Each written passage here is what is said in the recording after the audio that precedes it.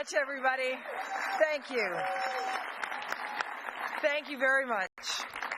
I'd like to start by acknowledging that we are on the traditional territory of the Lekwungen First people and the Songhees and Esquimalt First Nations. Thank you for welcoming us to your traditional territory so warmly. Thank you, Al Richmond, for your time as UBCM president. We have been really blessed to be able to work with somebody who is so constructive and who really understands the diverse needs of communities around British Columbia. I know you're not going very far, Al, but you already look relieved. And congratulations, Murray. Thank you very much. I know you've been on council for 6 terms now. You'll certainly bring a breadth of experience from Prince George to this, so I very much look forward to working with you as well. And I'm a little early, but Friday is Orange Shirt Day, which is the day that, and I know, Al, you've been pivotal, great-grandmother. And I know it's been such a privilege for all British Columbians to be able to welcome them. The Duchess in particular has often talked about how incredible we were watching as they were inspecting the troops, and I turned to my son Hamish and I said, I cannot imagine how difficult it is to have to be so perfect all of the time. And Hamish looks at me and he goes, yeah, I bet you can't imagine that, Mom. So we're at the airport to greet our royal guests, and of course I had to give him a full briefing on the protocol, which, you know, speak when you're spoken to, don't make any jokes, use the proper titles, don't put your hands in your pockets. And he gets home afterward and gets on Twitter, as he does every day, and he sees he's getting roasted for having his hands in his pockets, and he turns to me and he goes, I cannot believe you did not tell me not to put my hands in my pockets, Mom. So on days when I feel like the media is unfair, I just remember I have a 15-year-old teenage boy at home, and there is no fairness in that. I want to say, again, as I try to remember to do every year, thank you to you for your leadership. You are in communities large and small, and it is not easy, the work that you do as leaders. Leadership is very hard, and making decisions is tough. Finding a way to get to decisions that will please at least enough of the people and are still the right thing to do sometimes feels almost impossible. And when I look at you and your resilience in the face of some of those very tough challenges, I see the people that you represent, that we all represent as leaders in the different communities. And one of those leaders is someone I want to just talk to you about today. She's from Quesnel, and her name is Kayla. Because we think about how tough it is to make our own decisions as leaders of people that we don't even know, and we're using other people's money. And I often think about how hard it is for individual British Columbians to be able to make the decisions that they need to in order to improve their lives. And Kayla has been raising 3 kids on social assistance for years in Quesnel. She has always, or for a long time, wanted to get off welfare. She wanted to find her way into the workforce. But you see, before she could get a job, she needed to get training. And in order to get training, she needed to find tuition money. And in order to get to the training, if she could find the tuition money, she needed to pay for her transportation from Quesnel to Prince George. And then while she was away in Prince George, she had to find childcare for her 3 children, which again, she didn't have the money for. And then when she went to her social worker to find out how she could make this possible, her social worker then told her, by the way, on the first, if you can find the money for the childcare, the money for the tuition, the money for the transportation, the government is going to cut off your welfare check the first day you start your classes.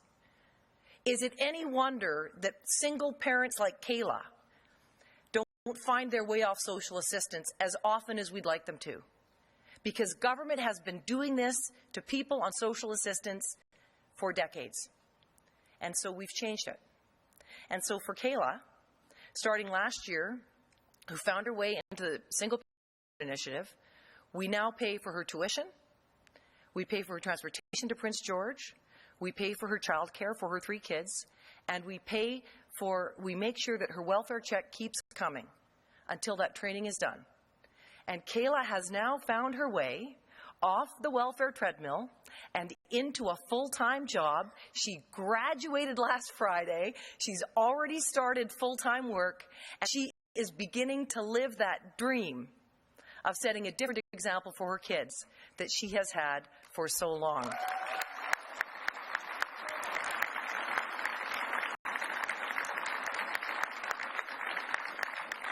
And I am not ashamed to admit that we vastly underestimated the determination of single parents like Kayla to take advantage of this program. We thought maybe 200 people would take the program up over the course of this last year. More than 3,566 single parents have found their way into the Single Parent Employment Initiative, and 91% of them, like Kayla, are women.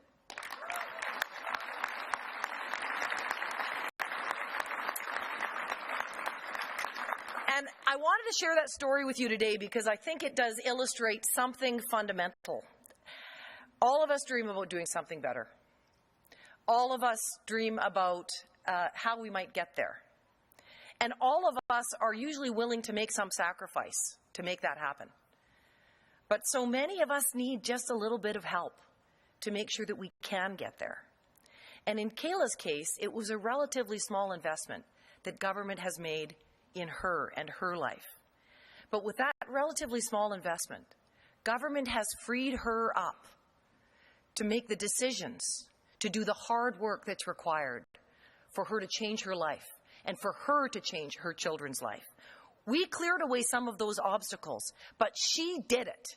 She was the one who found the grit and the determination to get on the bus or in her car and go to school every day. She was the one who decided to make the difficult decision to change her life. And the citizens that you represent and the citizens that I represent are the ones that make that difference.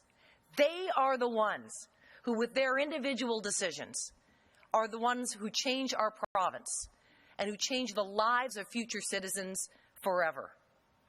And now we are in British Columbia in the enviable position in Canada, where we have, like nowhere else in the country, the ability to make very significant, very smart investments in people like Kayla. We are first in Canada in economic growth.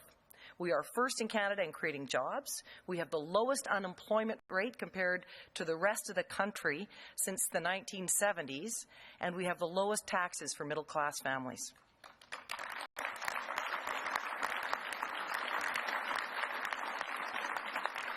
And we are, like many of you, working hard to continue to control spending. 4 consecutive balanced budgets, a 5th one coming this spring. We are on track to eliminate our operating debt in just 4 years. That's the first time since 1974. And it also means that we are in a position to make big investments in our citizens, in their health care, in their education, in their jobs. And those investments mean that we will be growing the middle class in this province, creating more opportunities for the people who pay our bills, the citizens of British Columbia.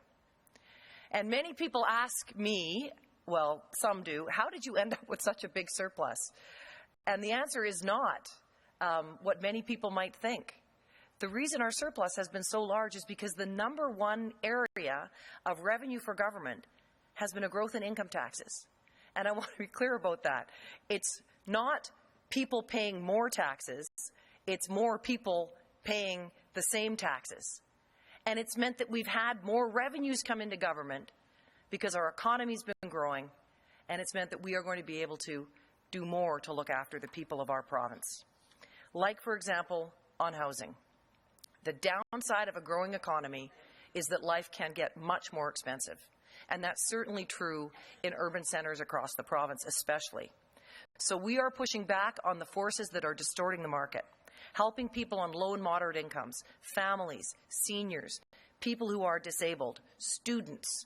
And this month we made the largest single annual investment by any province in Canada in housing, $500 million that will create almost 3,000 new units of rental housing in every community across the province. And that is in addition to the $355 million we already announced for 2,000 new affordable units in communities all across BC. That is on top of the foreign purchasers tax that we brought in the Lower Mainland. It is on top of the new regulations for the real estate industry to protect consumers. It is on top of the luxury tax that we introduced for the most expensive homes. It is on top of the tax break that we have brought in to support new home buyers in every community of the province. And we are not done in attacking the housing affordability problem in British Columbia. We set out 5 principles, and we intend to live up to these. First, to increase rental supply. Second, to support smart transit investments in livable communities. Third, protect consumers from shady practices. Fourth, increase housing supply. And fifth, support first-time home buyers. We are working to grow this economy, and we are working to create jobs for the people who live here. We want this economy to benefit the people who contribute to British Columbia with their hard work every single day. And we will put British Columbians first. And in order to do that, we know we must keep the dream of home ownership within the reach of the middle class. That is what I call investing in people. And a growing economy also gives us an opportunity to confront another tremendous challenge. Yesterday, we got news that Pacific Northwest LNG had finally been approved by our Canadian government.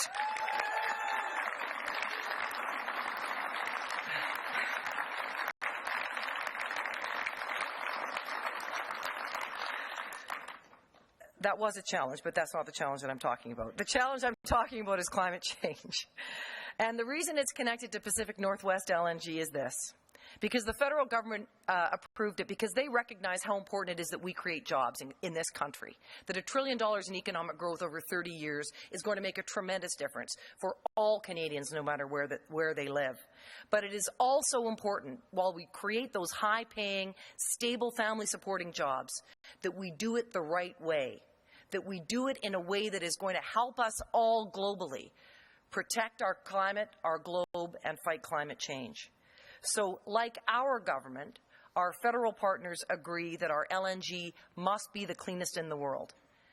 But we also know that even with the most stringent regulations and mitigation anywhere in the world for LNG, it will still have an effect on provincial emissions. Now, if BC and Canada were the only emitters, that would be absolutely unacceptable. But we are not.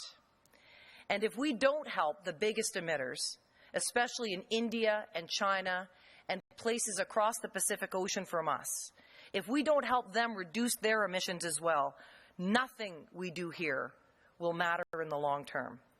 When we ship LNG to China, Japan, and India, it means less coal gets burned. It means our air, no matter where we live, is cleaner. And it means the growth of the world's emissions is slowed.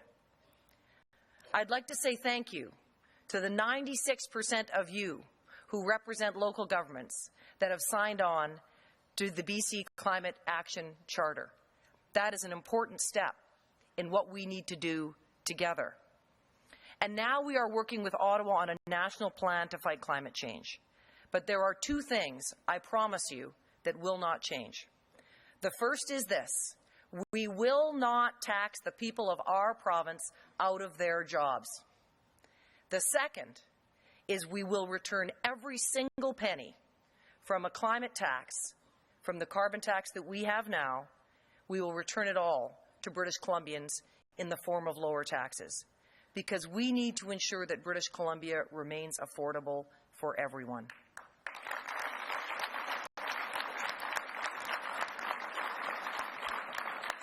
And revenue neutrality is and remains our guiding principle when it comes to fighting climate change. We want to shift that tax burden from the things that we do want, like bigger paychecks for British Columbians, and shift it to the things that we don't want, like pollution.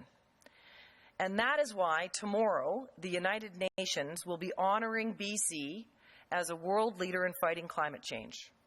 The award is for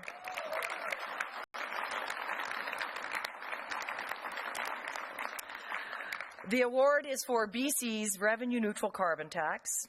It is for finding a way to cut emissions while still growing an economy. The UN believes that we are a model for the world here in British Columbia. But we also know that carbon pricing is just one tool in the toolbox of fighting climate change.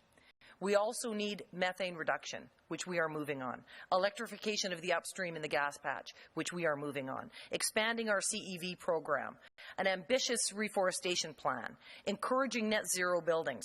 And making BC a hub where marine vessels can fuel up on liquefied natural gas. That change alone could cut more in global emissions than the entire emissions that come from British Columbia today. And we are very encouraged that our federal partners want to work toward a national framework on carbon pricing. We in British Columbia will benefit when the rest of the country catches up, when they become just as competitive as we are when it comes to pricing carbon. And then once they do, we will begin the work on a national framework that would see it increase together. We are also committing to 100% clean energy from BC Hydro, or for renewable clean power. And a big part of that plan is Site C. Site C in the 100 years of clean, emissions-free power that it will generate. And in the meantime, Site C is creating a lot of jobs for the people of our province. 1,500 people are working there now. People like Holly Strilloff. She's from Fort St. John. She's driving a large rock truck. Or Ardith Brule, who is from Fort St. John, the new HR director for Peace River Hydro Partners. Or Mona Hempel from Tumbler Ridge. She is the construction safety officer at Site C. And those women know that we need clean power in North America. They also know that if you need clean power, you need to build it. And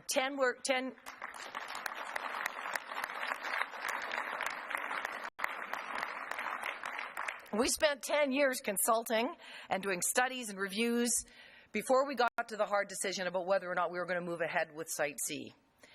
And all big decisions are hard ones. You know that from your experience as elected leaders yourselves. And in today's world, it is impossible to make everybody happy when a decision is a tough one. There are often court cases, there are more consultations, and all of those can cost money. But it's worth doing. Look at Pacific Northwest. If that LNG project goes ahead, it will be the largest private investment in our province's history. And in another time, it might have received a lot less scrutiny than it did. But as important as the investment is and the jobs are for our country, it is even more important to make sure that we get the project done right. It's a $36 billion investment in Canada, the cleanest LNG produced on the planet, thousands of jobs, real long-term wealth for First Nations communities, and in places like Port Edward, Dancing Dave McDonald is doing a jig right now. I don't know where Dave is. Dave here? Is dancing Dave? Are you dancing, Dave? He's dancing. He's. But I also want to recognize that there are communities across the province that have really experienced challenges. Mining communities have felt the slowdown very keenly. Forest communities are looking forward to the potential looming countervail that could come in with trepidation. And I want you to know that when it comes to softwood in particular, our government has your back. We are fighting with the federal government to make sure that we get the best deal that we can, not just for Canada, but the best deal that we can for BC workers and BC communities. Because you need the right deal. Forestry is a lifeblood of so many small communities in British Columbia. It is not a sunset industry, it's a sunrise industry. And we are going to work every day to make sure that we get you the absolute best deal that we can.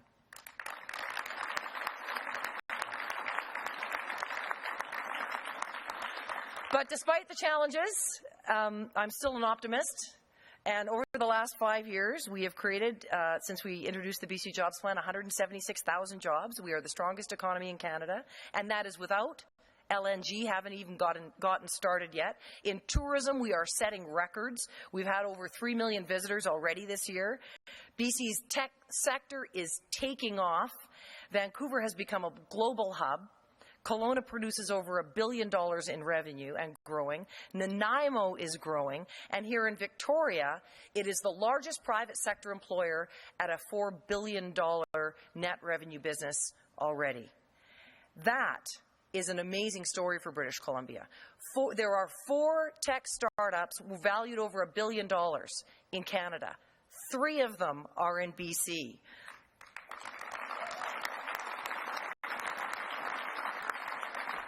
And why are those 3 here? They are here because we are competitive, because taxes are low, because the lifestyle is incomparable, and because we believe investing in people. But we also know that we can't stay on top if we don't make sure that our cities and towns remain livable and connected. $8.7 billion in transportation infrastructure is probably going to help with that. And in the past, local governments have had to pay half of that in many cases. Now it's only 17%. And I would like to do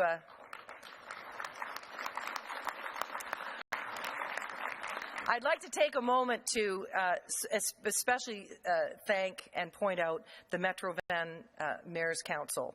You stepped up. You made the tough decision. You voted yes on Phase 1. Our contribution of more than $246 million is ready to go right now. Let's get the work done so that we can make sure we can get Phase 2 going as soon as we are ready.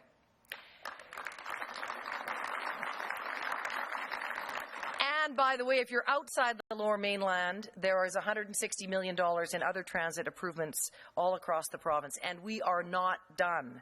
Our surplus budget puts us in a position to really invest in the services that we all depend on, the services that allow us to look after the people that we love. First, I want to start with one that I think Al Richmond will appreciate in particular, because Al lives in a community in the Cariboo that was devastated by wildfires. And many of you, if you lived in Kelowna or if you lived in Merritt, if you lived in the Cariboo, you went to the fire line. You saw our brave firefighters walking right into those forests armed with just a can of gas and an axe. And it's an incredible courage that they find in the face of that danger to fight for our communities and our lives. And so I'm very pleased today to say that we want to make sure that we can return that favor. We have been working with the BCGEU to ensure that BCGEU benefits will be fully extended to all wildfire firefighters. And I'd like to thank Stephanie Smith from the BCGEU for fighting for this one. It was the right thing to do. Thank you, Stephanie.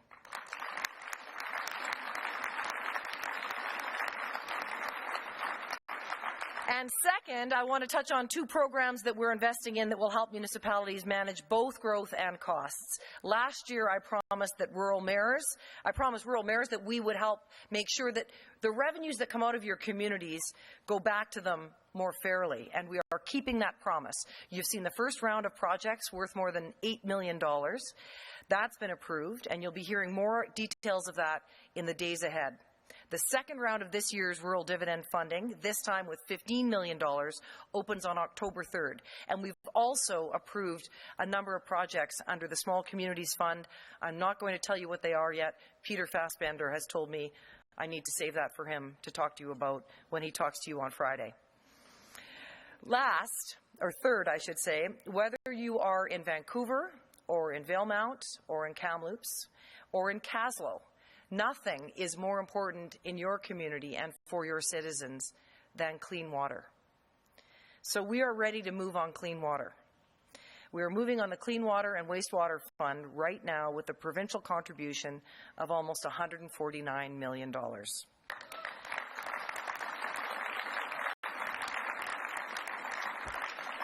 And the feds are in. They will top that up until it's $373 million for renewing and upgrading water, wastewater, and stormwater systems across BC. And again, local governments will only carry a burden of about 17%.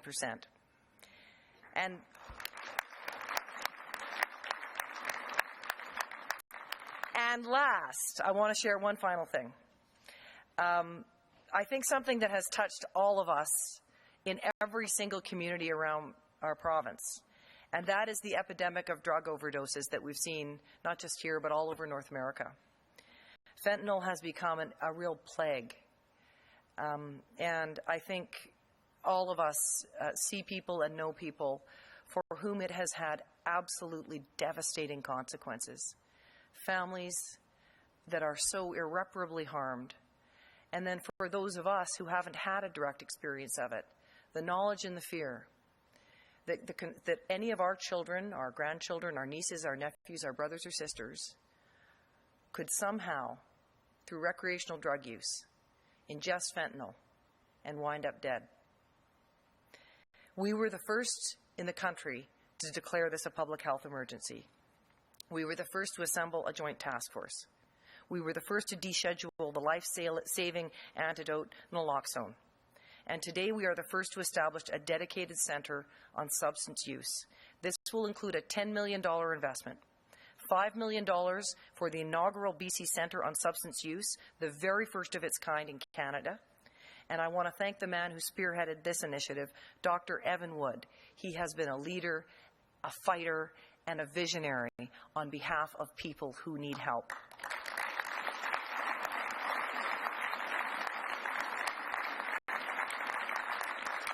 The other $5 million is going to be going to the budget for the task force to help them continue their vital work, making sure that they are making naloxone more available and increasing our testing capabilities.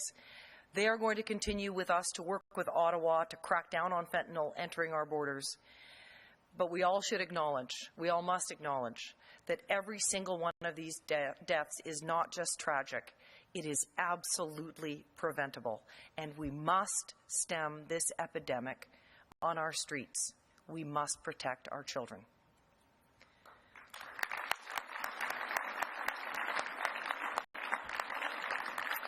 So, ladies and gentlemen, Mr. Chairman, we can do all of this because we stuck to our plan. We had a plan, we stuck with it, we got our finances in order, we worked to create jobs around the province, and we worked to invest in putting British Columbians first. It has been hard work, but as I said at the beginning, it is nothing like the hard work that like the people that we represent have to do every single day.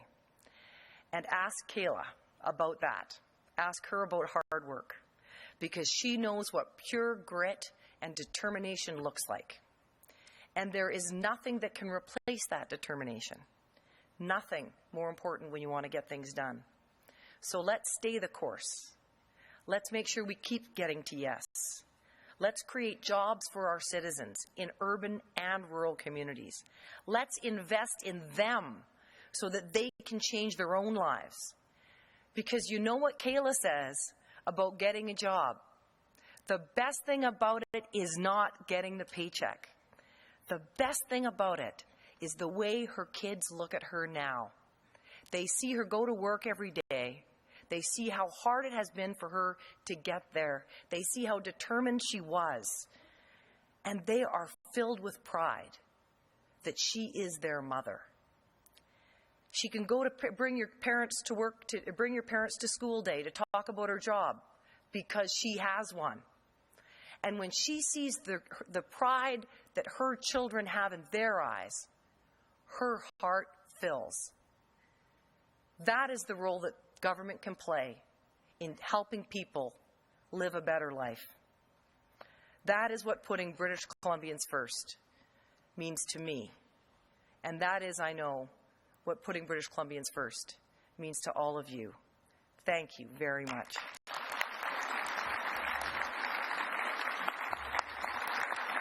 Thanks, everybody. Thank you very much.